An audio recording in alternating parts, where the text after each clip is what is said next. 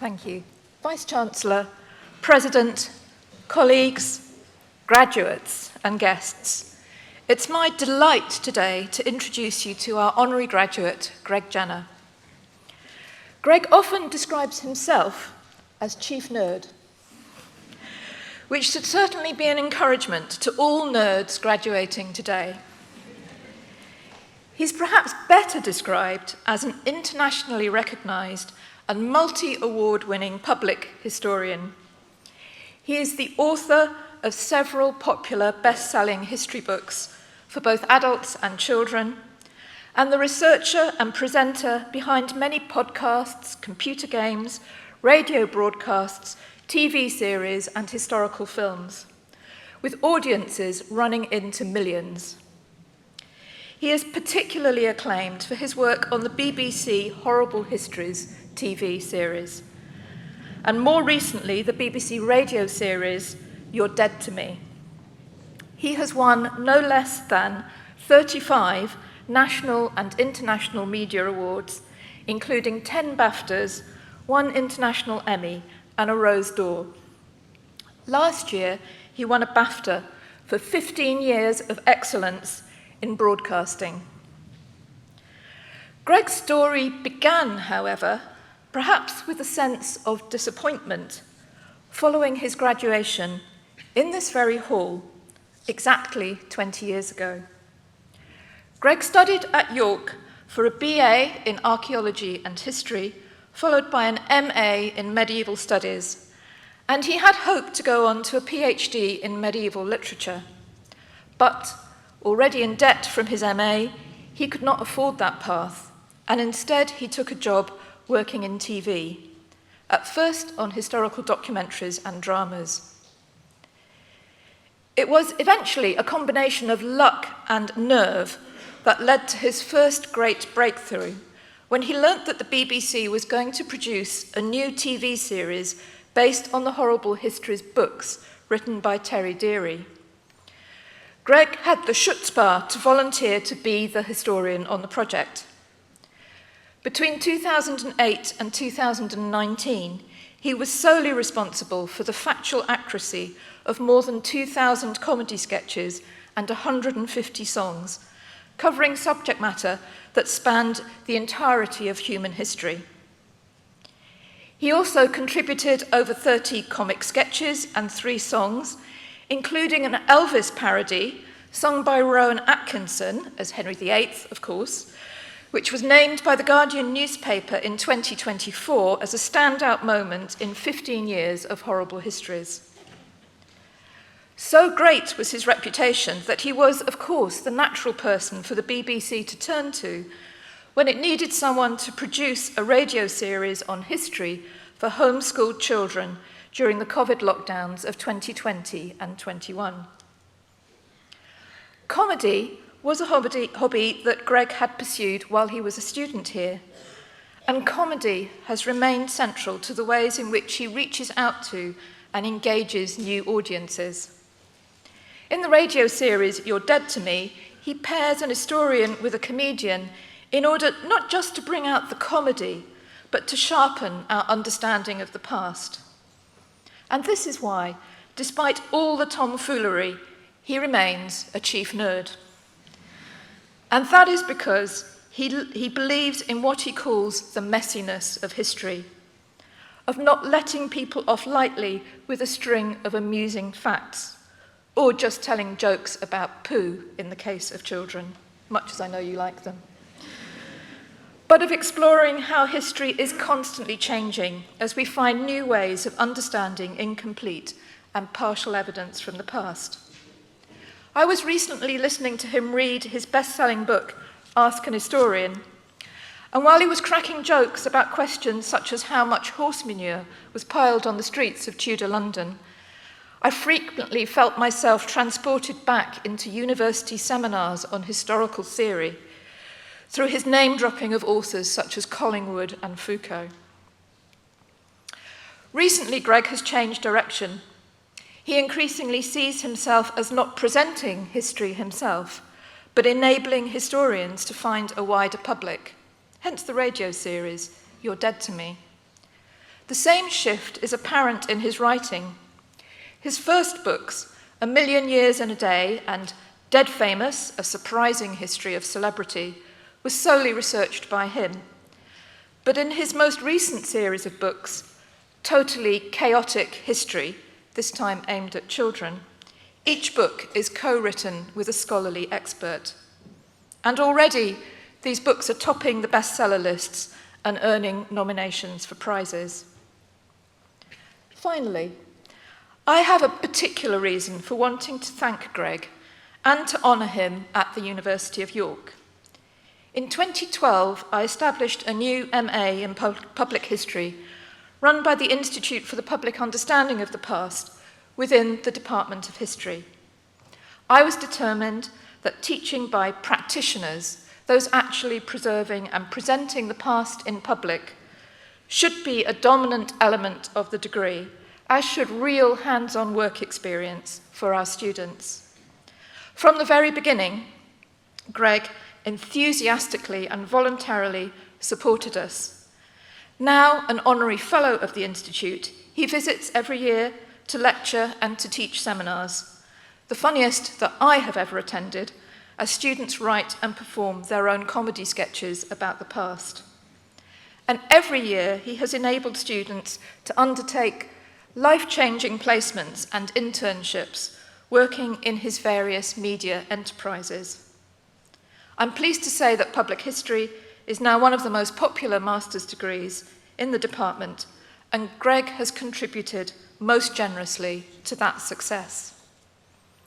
Vice-Chancellor and President, through his work as a public historian, Greg Jenner has probably achieved more than any other individual to inspire young people to take the past seriously. I therefore commend him to you for the degree of Doctor of the University, honoris causa.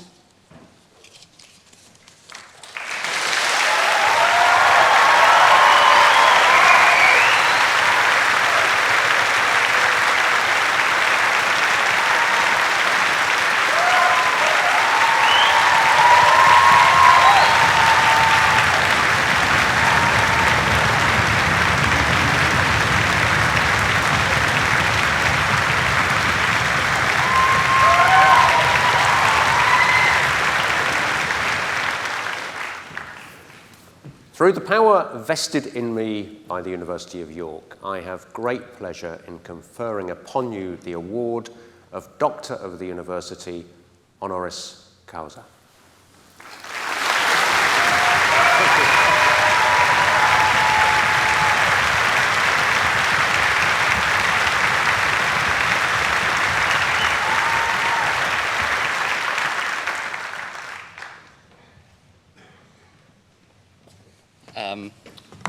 Sorry, I'm a bit emotional. Right, I have 3 minutes, and only 3 minutes, and then someone comes and rugby tackles me and drags me backstage, so I won't take too long. You've already heard quite a lot about my CV, so I'll try not to bore you about what it is I've done. First of all, thank you so much, Professor Sarah. It's such a lovely thing to be given this shiny award by someone who taught me and who I've worked with for years. It's a huge honour. Thank you, of course, to the university, the Vice-Chancellor, to the nominations committee. Thank you to everyone this morning who's been incredibly kind, showing me around and putting me in this very silly hat and gown that is falling off as we speak. It's going over here, sorry.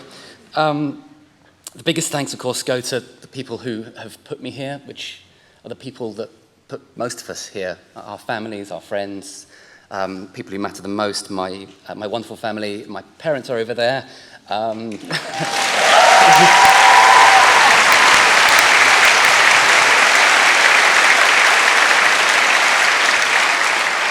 My extraordinary wife, Kate, who I met 24 years ago at this university. We met on the archaeology course. She was dating someone else at the time, but I won in the end, it's fine.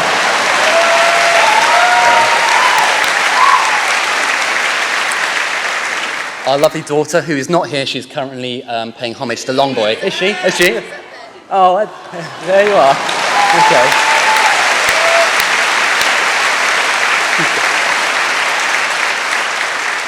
She was seeing Longboy this morning, but clearly, you know, we're here now. Thank you. Thank you, Esme. Love you very much.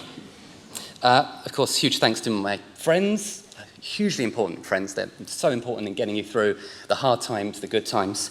God, I'm sorry, I'm sounding very emotional now, sorry.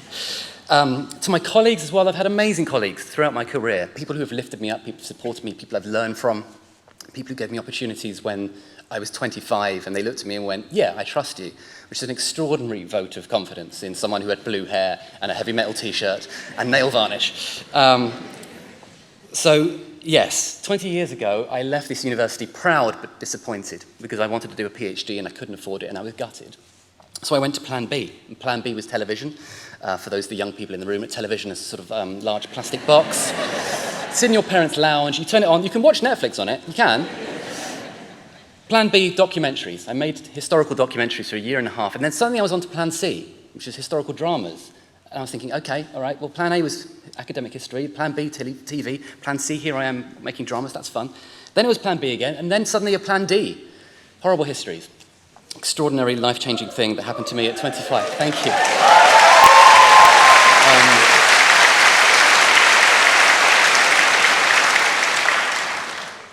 And that's the point I want to just... I was told I had to make an inspirational speech. I'm not an inspirational person, I'm an idiot. But there's a famous quote that often gets bandied around. It's often said to be by Seneca. It's not. I've checked. I looked in the old Latin yesterday. It's not Seneca, but it's a good quote, so I'll let him off. Luck is when preparation... sorry, I bungled it already. Luck is when preparation meets opportunity. Now, what he means by that, he never said it, but what we mean by that is that luck is chaos, life is chaos. But preparation is what makes you agile enough, skilled enough, brave enough to grab the opportunities as they ping past your head at 100 miles an hour. That is what's important. That's how I got the Horrible Histories job. Sarah very kindly used the word chutzpah. Let's be honest, I basically eavesdropped on my boss and barged into his office and said, I have to work on this show. You've got to hire me. And I gave him a long list of reasons. I said, I wrote my master's thesis on Monty Python at York University. I know all about comedy. I can quote Blackadder and Eddie Izzard. I did a satire page for York Vision newspaper. I did URY. I did Drama Bind. I write comedy. You've got to hire me. I'm very important. You must hire me. You must. And he said, fine. And I said, oh, really? Sorry, I had a speech ready, but I didn't think you'd say yes. But he worked with me for 3 years. He gave me work experience. He was an incredibly kind man who came to me when I was a blue-haired student, doing work experience, sat on my own in the canteen, and he'd sat with me when I was still a student here at York, and he'd chatted to me, and he'd said, what do you want to do one day? And I said, historian. And 4 years later, 5 years later, when I went to him and said, I love Monty Python, I want to be on this thing. I don't know what it is, but it sounds like a comedy. He said, great, come upstairs. And he introduced me to Caroline Norris, Giles Pilbrow, Dominic Brigstock, 3 brilliant comedy producers whose work I'd grown up admiring and adoring. And he said, there you go, you sit there, you start Monday, you're the historian on the show. We weren't going to have one. Turns out, quite a lot of work, Horrible Histories. We weren't going to have one. But because I've known you for a few years and I've seen you work and I know you care and I know how hard you work and I know I can trust you, you're the historian on this show. We've never made a comedy before. Good luck. So off we went. I'm incredibly indebted to Caroline, Giles and Dominic. They taught me to be funny. They let me write sketches. They let me write a sketch, the bloodiest sketch ever put on children's TV with multiple amputations. And they let me write songs and they taught me to write and they trusted me when I said, no, that's not accurate. They said, okay, how do we fix it? So I'm incredibly grateful. And my advice to all of you in the room, I'm currently on Plan J in my career. I had a dream job at 25. I did it for 11 years. I now have another dream job. It's one I created for myself, but the thing is that you can have multiple dream jobs. You can have great jobs in your life. You'll also have jobs you probably don't love, ones that pay the bills, ones that are a stepping stone, ones that are sort of intervals between where you want to be. So how do you get to where you want to be? Well, aim at Plan A. That didn't work out for me. Plan B, okay, fine. Plan C, useful. Plan D. But the most important thing is make yourself undeniable. Make yourself so brilliant, so wonderful, so talented, hardworking, kind, good to work with, a good person around in the office. Build friendships, build networks, professional networks. Go to network opportunities, meet people, ask questions. And your friends will look out for you, and you'll look out for your friends. And when job opportunities come, you can recommend each other. And when job opportunities come, hopefully you've already impressed that person who you may have already met several years earlier. And they might go, yeah, come upstairs, I've got a job for you. Thank you so much. Congratulations on your degree. Amazing to see you all here. And thank you to the university. Thank you very much.